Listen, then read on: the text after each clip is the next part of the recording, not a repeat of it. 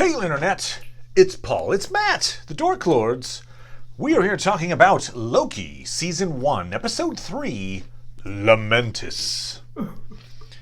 We open with Lady Loki, who we'll now call Sylvie, sipping margaritas with the TVA hunter that she kidnapped last episode. Turns out, as we theorized, Sylvie is using an illusion from the hunter's past to interrogate her about the location of the timekeepers. We end the episode with Loki and Sylvie on Lamentis 1, which is about to be destroyed. They head for the Ark, a ship that's intended to save as many of the populace as possible, but the Ark blows up before they reach it, thus leaving Loki and Sylvie on the verge of an apocalypse with no apparent means of escape. Paul? Yes? It sounds like it's the end of the series right there, but what did you think of Lamentis, good sir? I liked it. What we've discussed before this is correct. Sure, we chat a little chat, yeah. It's a long con because we get to see where this particular incident is going to end up. Correct. So yeah, it's quite a cliffhanger.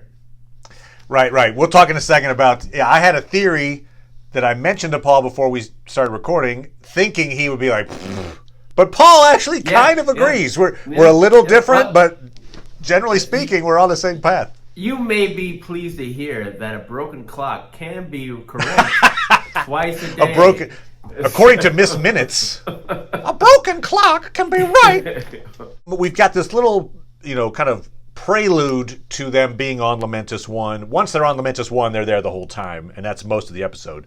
But we do see confirmation that Sylvie was intending to go to the TVA. We don't know what the effect of her sending those time reset charges did from last episode, other than it did clear out enough folks that she still had to take out guards, but it was probably easier for her to make her way to the timekeeper chamber than it might have been otherwise.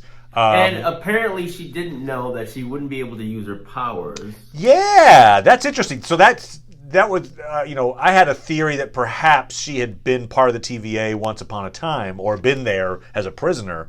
But the fact that she didn't know that she couldn't use her powers in the hallway is like, oh, okay. Sounds like she hasn't been there. Yeah, or she was just so used to using her powers that maybe she forgot. But it didn't look like, oh, yeah, that's right. Right, yeah, like, oh, right. It was like, what? She gets to the doors of the timekeepers, supposedly. Of course, the doors don't open, so we don't know what's in there. But she and Loki square off. Then Ravana shows up. Remember, at the end of the last episode, she grabbed her, I'm calling them pain sticks, whatever. She grabs her pain stick and runs off. So this is where she's like, aha, you stop. Reset stick. Oh, okay, there you go. Her speed stick, no. And then, Sylvie threatens to kill Loki, and Ravana's like, that's fine. I don't know. Yeah. Okay. And? Yeah, and? And so Loki takes that opportunity to grab the stolen temp pad that Sylvie had, and then boop, boop, boop, and they drop through a portal before Ravana can get to him. And then they spend the rest of the episode in Lamentis 1. The theory that I threw out to Paul, and Paul was not completely dismissive. I didn't get the patented Bunton eye roll. Yeah. Is that much like Legion, it's all in her head. Yeah, I might have rolled my eyes if you said it's all in Legion's head. That's right. This actually is an episode of Legion, as that turns out. This seems like it is an illusion conjured by Loki to control Sylvie in order to, get information out of her, much like she did to this hunter at the beginning of that we saw at the beginning of the episode.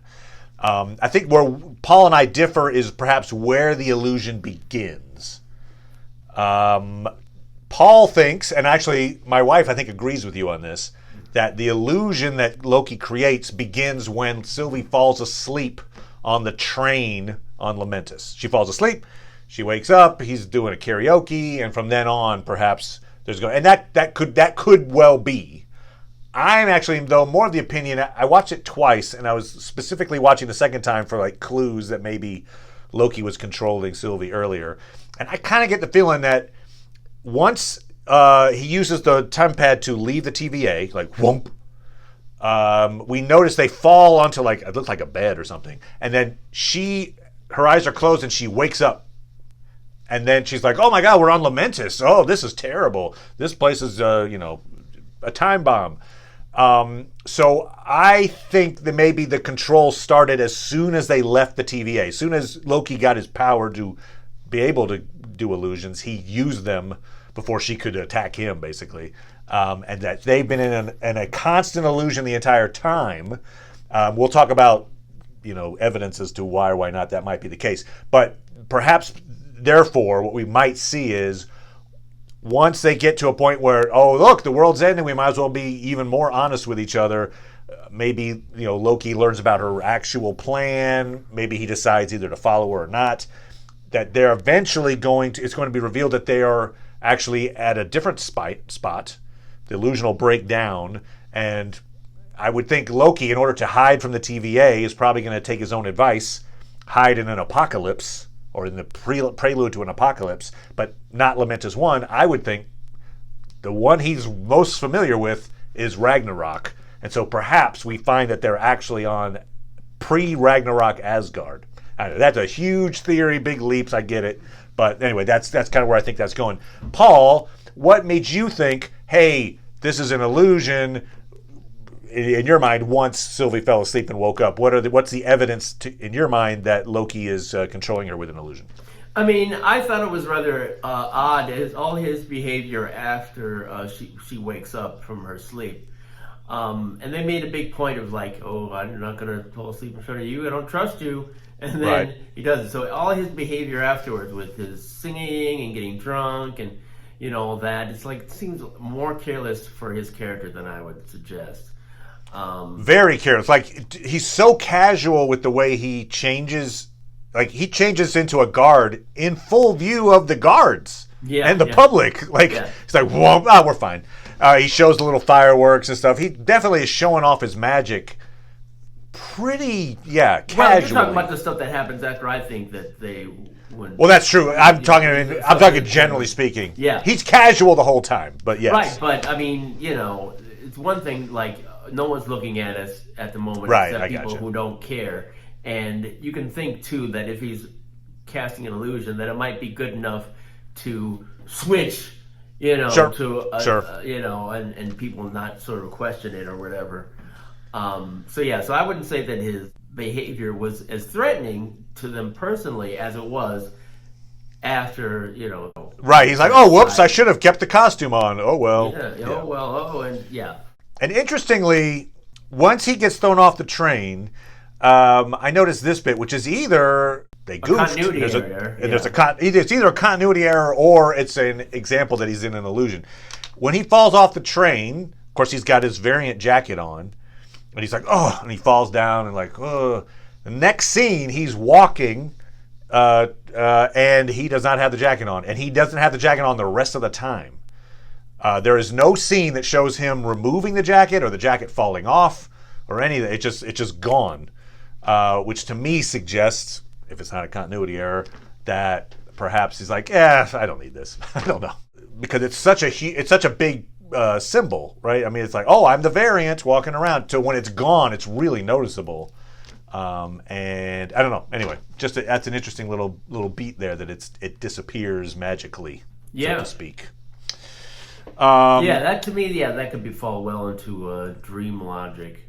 If Loki is indeed got her under some kind of an illusion, he's tricking her, but is there like a double cross kind of thing where she realizes he's trying to control her, so she's playing along? Presumably it should follow like those scenes from the beginning where there was a time jump where it went to day to night, and at some point she was the guard was saying, like, wait a minute, I don't know. Oh, right. The hunter, the hunter, she was able to encourage her back into the dream.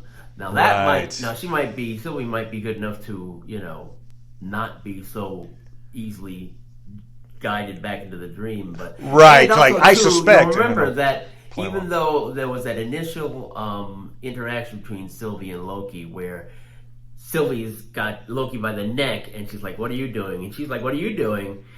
And my mind's too strong. Still later, she's like, "Oh, I'll show you how it works." And he's like, "Oh, yeah, so you can get control of my mind."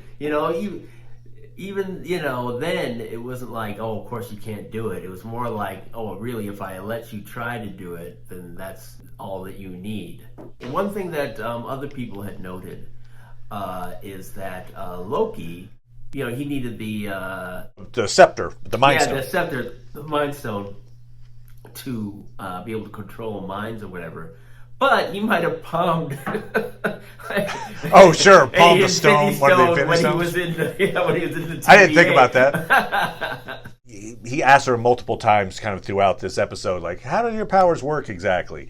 And he finds out that she's self-taught, according to her. And of course, we're assuming she's telling the truth here, which she very well might not be. Right. But she says she's self-taught, that she has to touch someone, that if it's a weak-minded person, she can just take control quickly. She can do these are not the droids you're looking for. But if it's a Tidarian junk salesman, then she has to go give them a memory of theirs as an illusion and then control them that way, like she did with the Hunter in the beginning of the episode. So she's telling that to Loki, and to me, it seemed it was a little bit more evidence of the illusion, in that she's telling Loki what she does to get control of people, which is exactly what Loki has done to her, because she seems very familiar with Lamentis 1. Right? When they arrive, she's like, "Oh, this is Lamentis 1.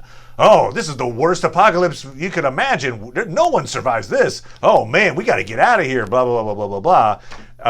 And so I feel like it was one of the other reasons why I think he put her in the illusion right away, is that this is a memory of hers. For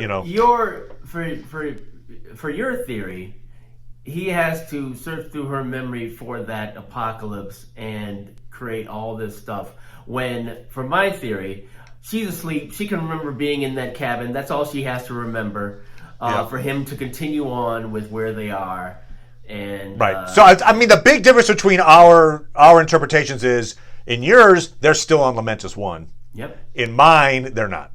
It's kind of the way it kind of works out. I mean, They did talk about the adopted mothers. Loki was surprised to learn that she knew she was an orphan pretty much right away. Right. Or like she was told she was an orphan.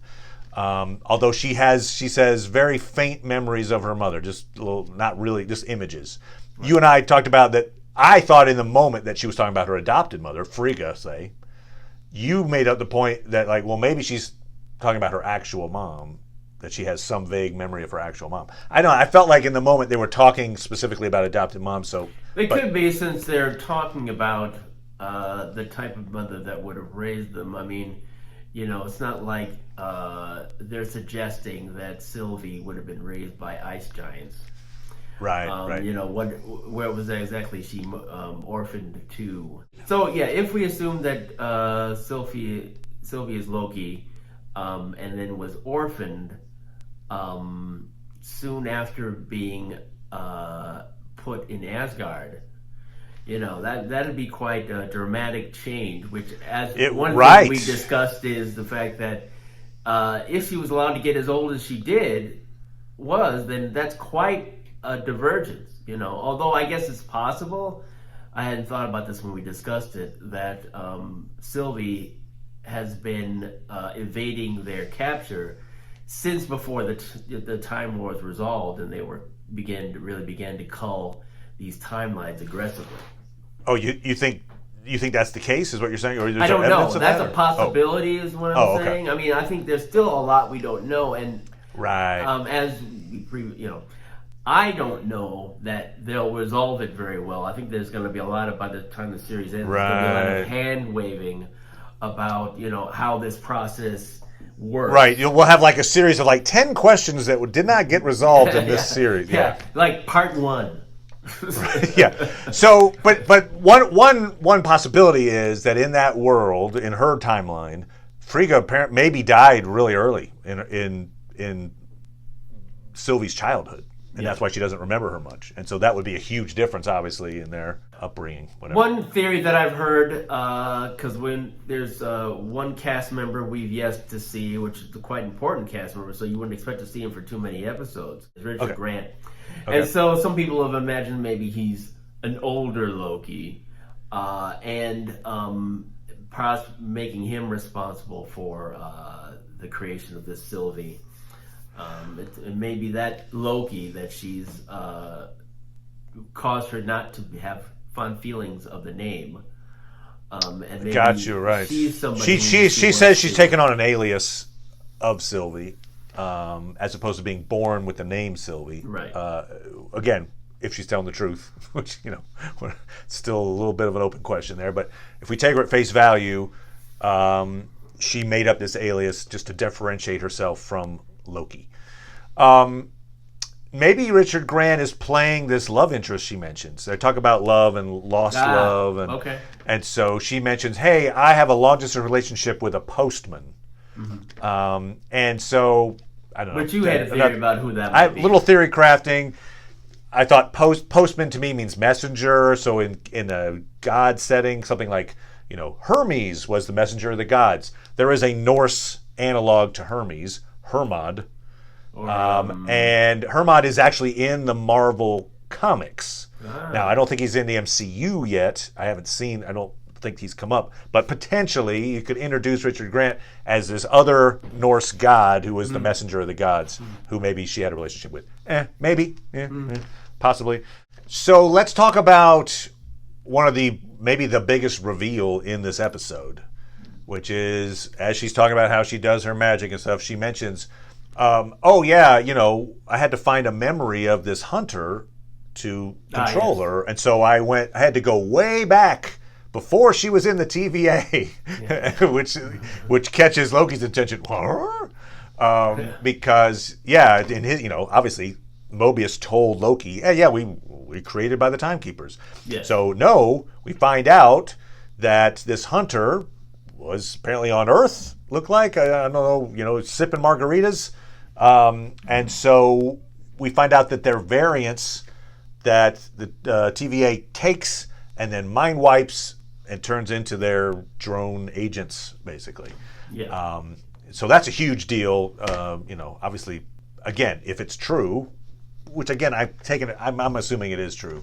Then yes, for instance, Mobius was a variant, and maybe his memories of being on a jet ski in the 90s places him as this something he did at that time, either intentionally or unintentionally. Got him sucked into the TVA. Right. I mean, it seems logical that them being a variant, that perhaps part of the prosecution of why did you mess up the timeline or whatever, and then we'll make you into a drone. I got you. In other words, if you intentionally screwed with the timeline, you get killed. But we don't know.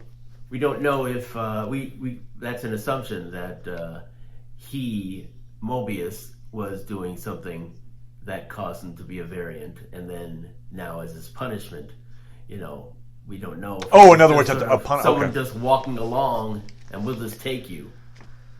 You don't know. Yeah, right. If someone is like in their little cartoon, if someone's late to work, right? Yes. Does that person get turned into mind wiped and turned into a TVA agent? Yeah. I feel like maybe they do. I don't know. You're right. The cartoon they don't. Yeah. The cartoon version doesn't do that. Right. Well, we just don't know that probably is the most logical thing. That presumably all those hunters, they come across somebody, and if later on that hunter is an analyst or something like that, they don't register that.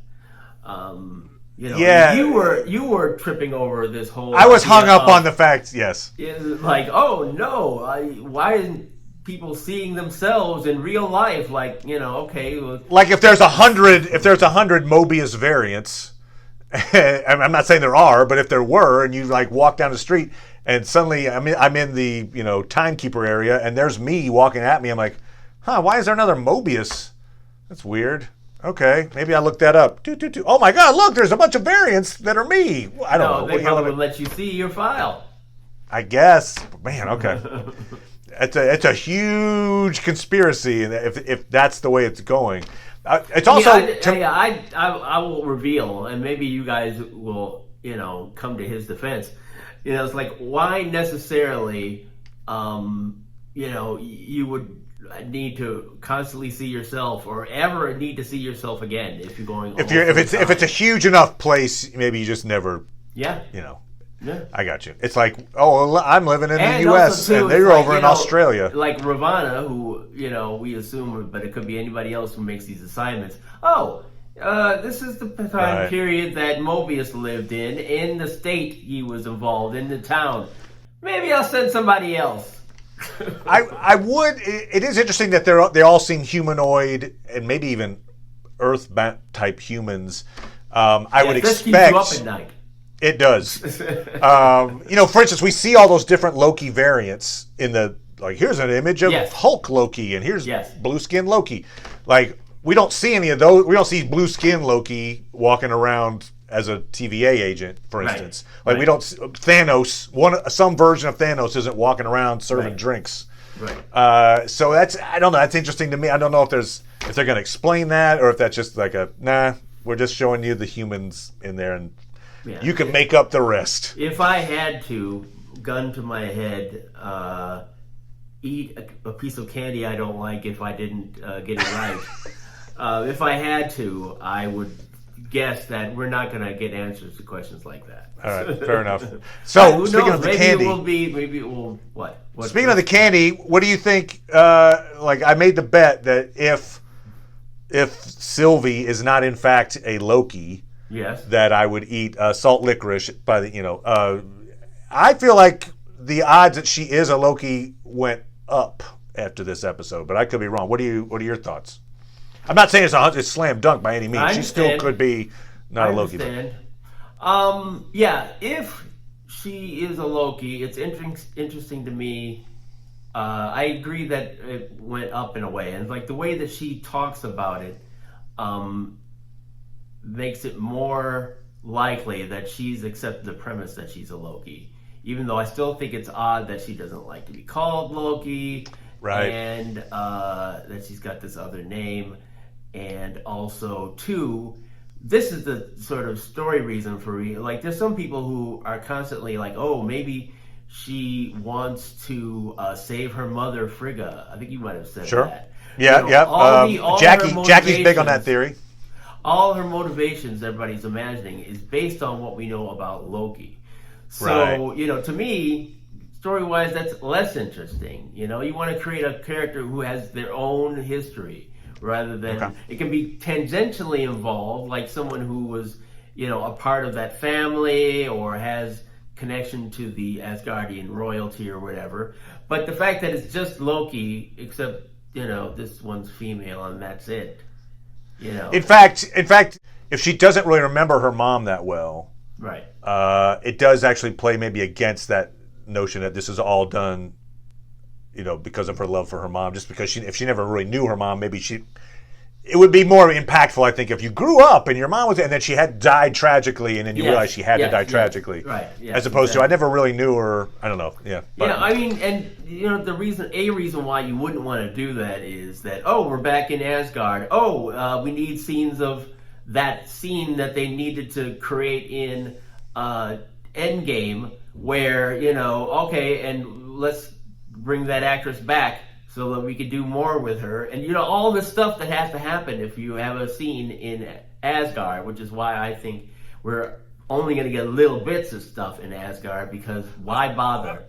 I agree. I'm just thinking that might be a good place for them to be, because if they both theoretically live there in versions of Asgard, you're talking about that in terms of your theory about but where he might be going. Thinking about in terms of what is Sylvie's end game, Gotcha. And so in terms of it might be something having to do with Loki's actual backstory that we're familiar with. It's like, okay, well, rather than creating a healthy backstory that is more rich and something new, takes you in new directions. So here's an idea of where I think this might be going now that we've learned this thing about the TVA folks. I feel like you've got to have a scene then when Loki convinces Mobius that Mobius is a mind-wiped variant. Yes. Maybe he uses his powers to help him see his past or something. And convinces Mobius is like, oh crap, they've enslaved all these people. Yes. And so Mobius then becomes like counter to the TVA and perhaps even aids in unmind-wiping all the variants so that all the agents now are back to their pre-agent form. Sure. Which would pretty much decimate the TVA, I would think. I don't know. A lot of, Presumably. I bet it would be chaos. But what that also might mean is this is how you could introduce. I'm not saying even in this season. The only way this would be introduced is as a post-credit episode 6 30-second stinger. But maybe over time we see that characters like an X-Men type thing or Fantastic Four, they were TVA agents who just got unmind wiped. They were variants that had been working as TVA all this time, and now suddenly they're like, what? Oh crap, I'm actually, whoever, Logan, blah, blah, blah, blah, blah. And so like that's a way you can introduce at least a hero or two that spent all this time in TVA because they were controlled and are now no longer controlled. Right. Maybe. I like the little Thor callback with he breaks the glass. Another. Yes. Yeah, it's like that's a thing we do. Yes. He also sings that song when he's karaokeing. Yes. He sings a song, and it says in the subtitles as Guardian, but it doesn't give the actual translation of what the lyrics are. No. I mean, apparently it was written by some people, so. Yeah. So it's not who knows? Not something from actual. If you know the lyrics out there, feel free to put them in the. But I was like, oh, what are the lyrics?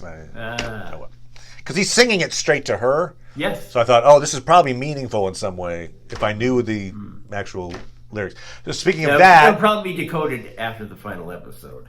Right. He does mention they go on and on about like symbolism for love, and he eventually comes on the idea that love is a dagger, because it's beautiful to look at, blah blah blah blah, but it'll make you bleed. And then she says like, oh, so that they're introducing that theme. Agreed. Because up until now, no romantic interest for Loki had ever been discussed. He mentions, like, hey, whether they were male or female or whatever, none of them were real. Like none of my relationships were real. So he hasn't experienced. Right. Well, maybe familial love. I feel like he loved his mom, perhaps, but sure, yeah, but no romantic. Relationships, which, I don't know if they're going to introduce something like that before the end of the series. She says, oh, so your imaginary dagger metaphor is stupid. I forgot how she puts it, but it made me think of, when I heard the term imaginary dagger, it reminded me of Macbeth, right? Like, is this a dagger I see before me? Mm-hmm. Its handle toward my hand. I don't know. I don't know what that means, but he's doing Macbeth references. How about that? Sounds like a thing that Loki would do. Yeah, it sounded like, maybe it was on the cutting room floor from the first one that Kenneth Branagh directed. Oh, there you go. I like it. Another, I think, example to me or evidence that perhaps they were in an illusion was when Loki's got this tempad. The whole thing was like, charge up the tempad. Blah, blah, blah. And then he's like, oh, when I fell off the train, it broke. Yeah. And he conjures up the tempad and is like, see? And she's so willing to accept it in that moment. Like, my first thought, if I was hanging out with Loki and he's like, oh, this thing broke, see? I'd be like, come on, that's an illusion, right? I mean, like, whether I'm right or not, I would immediately assume that it was an illusion. And she doesn't. The fact that she so readily accepts the fact that, oh, yeah, what I see before me, an imaginary dagger, is like, oh, yep, see, it's broken. Too bad, we can't do anything about it. I feel like it's not broken. I feel like he's got the tempad. In fact, they're not even on the planet. But yeah, okay. I think you might be right. I was thinking that there's got to be something else that he knows about in that reality, because he had all that time to study about the different apocalypses and everything. That there's some way that there's out of there that he's aware of, that he's just holding on to. But it seems more plausible to me that it's just a interruption in the train ride, and they get to their destination and they're able to pull it off. Or, I mean, you could possibly be right, and at there's some point that she just really finds the straw in this whole, Lamentis world where it's like, wait a minute, no, and then they're someplace else. If it is indeed an illusion, they need to reveal it next episode. Oh yeah. Don't wait until episode 6 and then you find out all the episodes you just watched didn't happen. Well, no. I mean, they have don't do that. They have to resolve it next episode because how many hours can you stretch the hour that they have left? Right. So anyway, yes, I feel like next episode there'll be a reveal. Yeah. And we move on with the plot. Although it'd be interesting though to structurally then that really puts depending upon how quickly they deal with it the next episode, how much story the last 2 episodes have to carry. Right. A lot. Yeah. A lot of story. I think we're back to the kind of the frenetic story that we had like from episode 2 where it was like, oh my God, I think we're going to get kind of that level again. So we'll be covering it. Damn it. We're going to talk about this stuff. But anyway, so yes, we'll be back talking about episode 4. They're in apocalypse. All seems lost. Will they survive? Find out next time. Yes. Thank you. Join us That's right. in Loki channel, the same Loki channel, same Loki time. All right. Bye, everybody.